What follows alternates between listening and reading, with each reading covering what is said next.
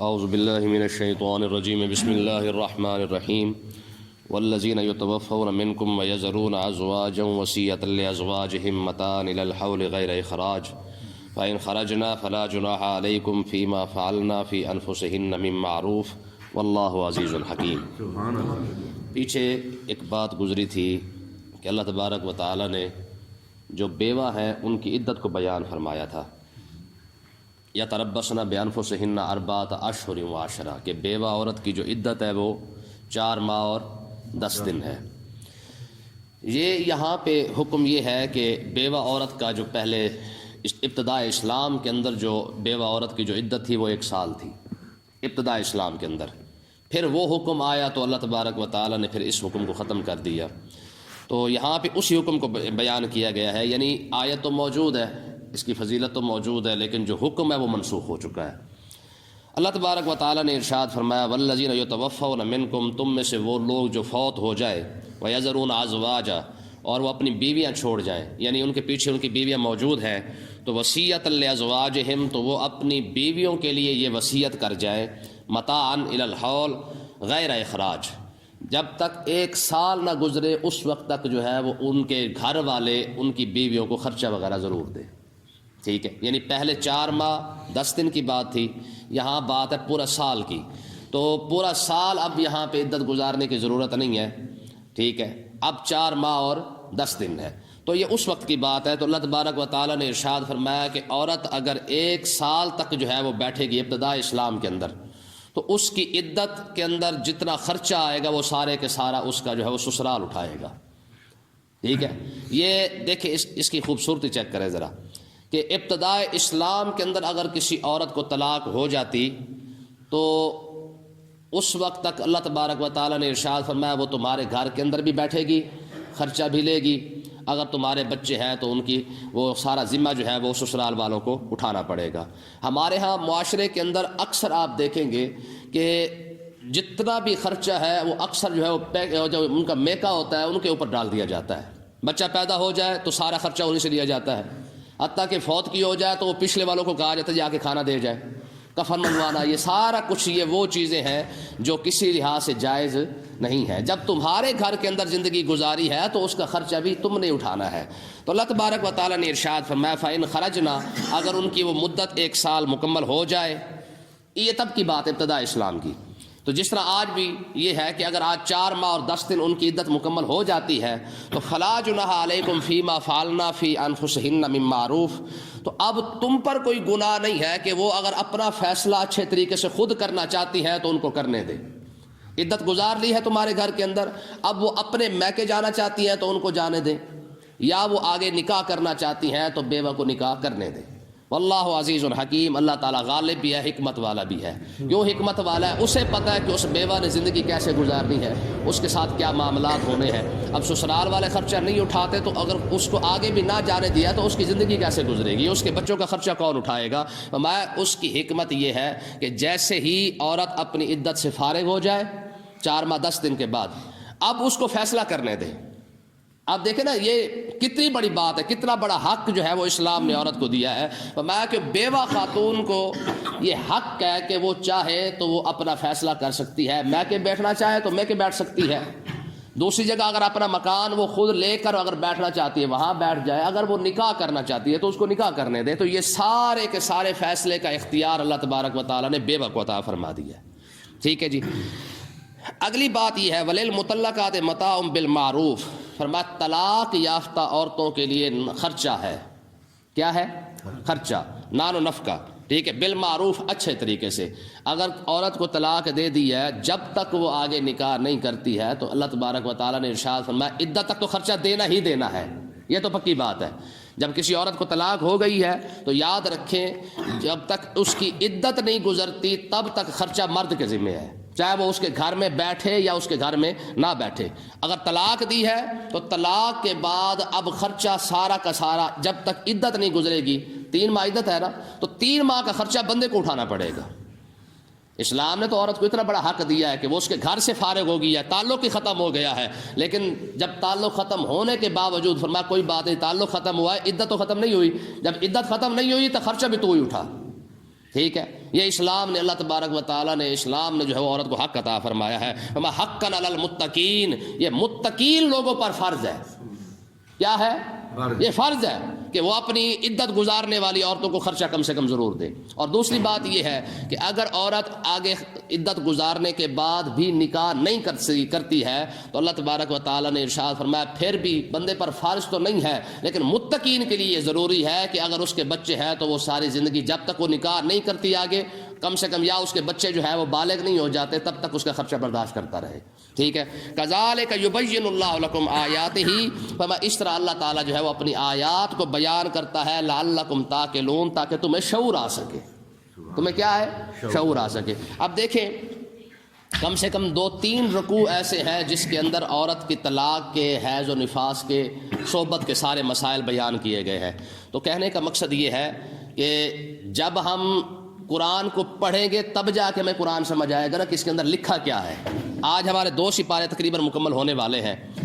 ہم کالج اور یونیورسٹی کے اندر کتنا زور لگا رہے ہیں، کتنا پیسہ خرچ کر رہے ہیں، اکیڈمیوں کے اندر، کالجوں کے اندر، سارا کچھ کر رہے ہیں، لیکن اس کے باوجود اسلام تو ہمیں ایسے سکھاتا ہے نا. اکثر لوگ کہتے ہیں جی ترقی تو وہ کر گئے ہیں، ہم نے کیا کیا ہے. تو یہ کہ یاد رکھیں تعلیم کس کو کہا جاتا ہے. سب سے پہلی بات تو اس کو سمجھے کہ تعلیم کہتے کس کو ہے، علم کس کو کہا جاتا ہے. قرآن کا جو موضوع ہے نا، قرآن کا موضوع، ہر چیز کا ایک موضوع ہوتا ہے نا. کتاب، یہ سائنس کی کتاب ہے، یہ ریاضی کی ہے، یہ انگلش کی ہے، یہ فلانی ہے، یہ فلانی ہے. قرآن کا بھی تو کوئی موضوع ہوگا نا. یاد رکھیں قرآن کا موضوع انسان ہے. ٹھیک ہے نا جی، قرآن کا موضوع کیا ہے؟ انسان. اس کو اچھا انسان کیسے بنانا ہے، الحمد سے لے کر والناس تک آپ پڑھتے جائیں، سارا کا سارا قرآن صرف اسی بات پہ زور دیتا ہے کہ تم نے اچھا انسان کیسے بننا ہے. ٹھیک ہے نا جی. لا تنابزوا بالالقاب، کسی کو بری بات نہ کرو، ہے جی. لا تقتلوا، کسی کو قتل نہ کرو. ٹھیک ہے جی. اس طریقے سے کتنی باتیں ہیں، یہ ساری کے سارے انسان کو سکھائی جا رہی ہے کہ تم جو ہے وہ ایسے نہیں کرو، ایسے نہ کرو، ایسے نہ کرو، ایسے نہ کرو، ہاں ایسے کر لینا، ایسے کر لینا، ایسے کر لینا. مطلب کیا ہے، انسان کو الحمد سے لے کر والناس تک صرف انسان کو اچھا انسان بنانے پر پورا قرآن جو ہے وہ زور لگاتا ہے. اسی کو تعلیم کہا جاتا ہے. ٹھیک ہے.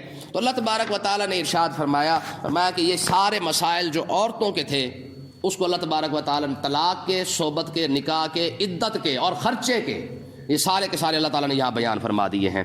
آگے یہاں پہ ایک مسئلہ آ رہا ہے، کیونکہ پیچھے جہاد کی بات تھوڑی سی گزری ہے، اسی کو اللہ تبارک و تعالیٰ نے آگے چلایا ہے. بنی اسرائیل کے اندر تقریباً 30 سے 40 ہزار بندہ، ان کی ایک روایت تو یہ ہے کہ ان کی قوم کے اندر جب طاعون آیا نا، وہ 30-40 ہزار بندہ وہاں سے بھاگ گیا، جنگل میں جا کے رہنے لگ گئے تاکہ ہم بچ سکیں. اور دوسری روایت یہ ہے کہ ان پر جو ہے وہ 30-40 ہزار بندے پر جو ہے وہ ایک قوم نے جب حملہ کیا تو وہ جنگ سے بچنے کے لیے جو ہے وہ جنگل کی طرف دوڑ گئے اور بچنے وہاں پہ رہنے لگ گئے، اس حساب سے کہ شاید ہم بچ سکیں.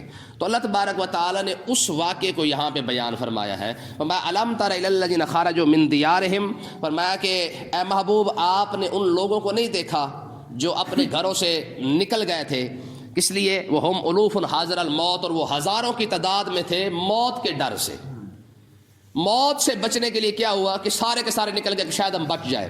فقال لهم اللہ موتوا، اللہ تبارک و تعالیٰ نے ارشاد فرمایا جب جنگل میں جا کے رہنے لگے تو رب نے فرمایا سارے مر جاؤ. اسی وقت 40 ہزار بندہ فوراً مر گیا. اسی سے بچ کے آئے تھے نا، اسی سے بھاگے تھے نا.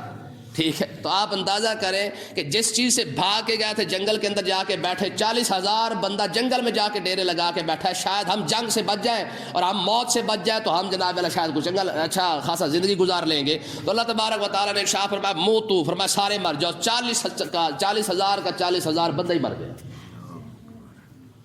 ٹھیک ہے. کچھ عرصے کے بعد وہاں پہ ایک نبی آئے، ان کا نام تھا حضرت سیدنا حزقیل علیہ الصلوۃ والسلام. ٹھیک ہے نا، یہ نبی ہے، ان کا نام ہے حزقیل ہے. تو یہ حضرت سیدنا حزقیل علیہ الصلوۃ والسلام آئے اور انہوں نے دیکھا کہ 40 ہزار بندہ بیک وقت ہی مر گیا ہے. تو انہوں نے دعا کی تو اللہ تبارک و تعالیٰ نے پھر سب کو زندہ کر دیا. ٹھیک ہے نا جی. ثم احیاہم، پھر رب نے ان کو زندہ کیا. اب یہاں سے ایک مسئلہ یہ بھی ثابت ہو گیا کہ نیک لوگوں سے دعائیں کیوں کروائی جاتی ہیں. اس لیے کروائی جاتی ہے کہ شاید کسی نیک بندے کی دعا سے اللہ تبارک و تعالیٰ کسی بندے کی بگڑی بنا دے، تو اس لیے ہم جا کے کسی نہ کسی نیک بندے سے دعا منگواتے ہیں کہ جناب آپ جب ہاتھ اٹھائیں گے تو اللہ تعالیٰ آپ کے ہاتھوں کو کبھی خالی نہیں موڑے گا۔ 40,000 بندہ مر چکا ہے، نبی آ کے دعا کر رہا ہے کہ پروردگار ان کو زندگی عطا فرما، تو اللہ تبارک و تعالیٰ، یہ تو قرآن ہے نا، کوئی حدیث کی بات تو نہیں ہو رہی ہے، یہ تو قرآن کی بات ہو رہی ہے۔ فقال لهم اللہ موتوا، جب اللہ تبارک و تعالیٰ نے فرمایا مر جاؤ، حضرت سیدنا حزقیل علیہ الصلوۃ والسلام نے جیسے دعا مانگی تو اللہ نے فرمایا ثم احیاہم، پھر ہم نے ان کو زندہ بھی کر دیا۔ ہے جی، ان اللہ لذو فضل علی الناس، فرمایا کہ اللہ تبارک و تعالیٰ لوگوں پر فضل فرمانے والا ہے۔ ہاں جی، تو موت سے ڈر سے تم جو بھاگ کے جاتے ہو، کہاں جاؤ گے؟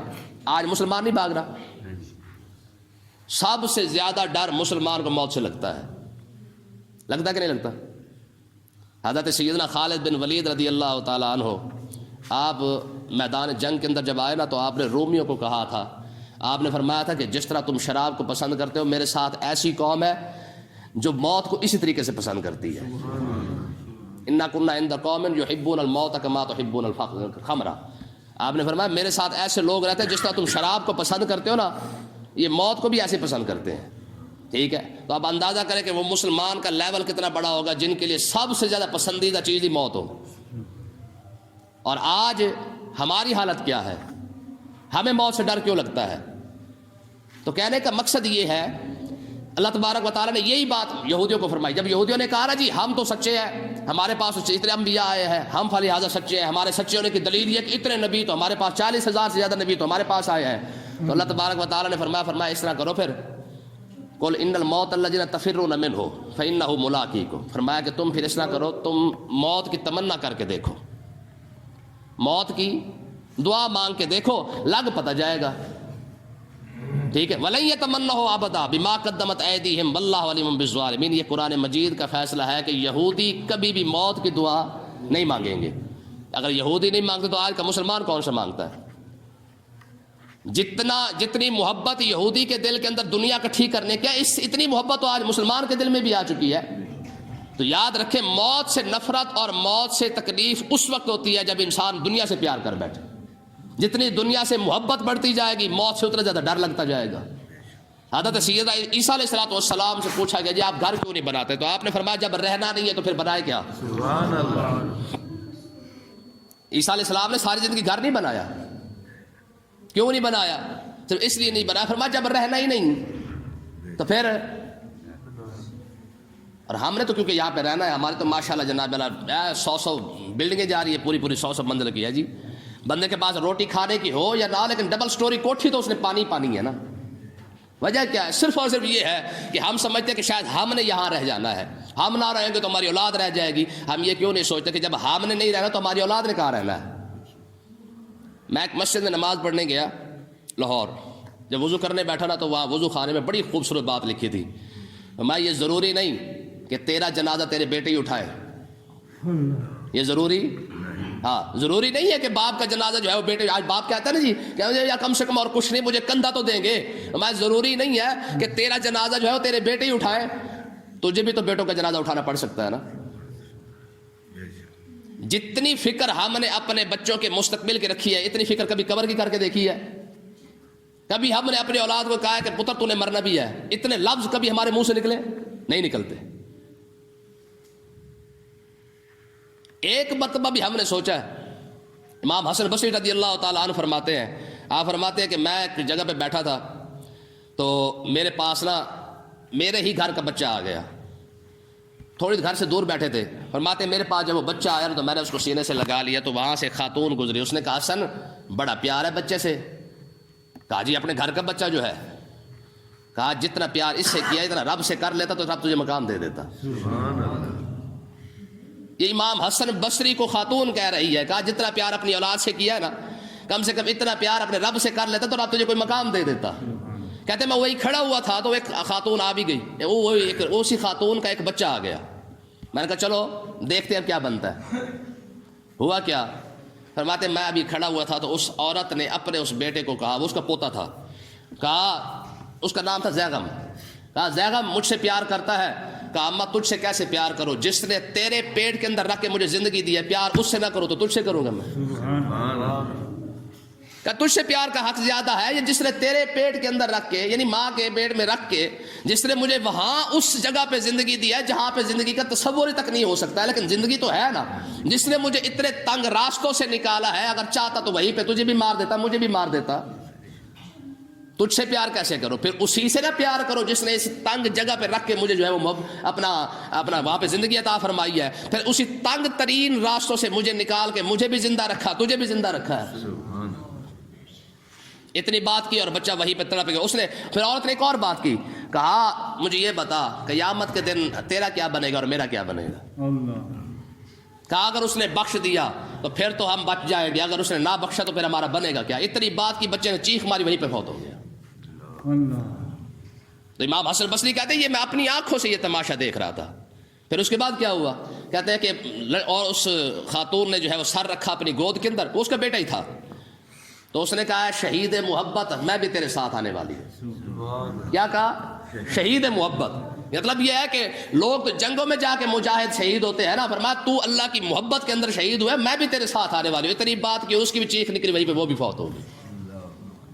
ٹھیک ہے نا جی؟ انسان کو موت سے ڈر لگتا ہی تب ہے جب انسان دنیا سے پیار کرتا ہے۔ اللہ تعالی ہمیں سمجھنے کی توفیق عطا فرمائے۔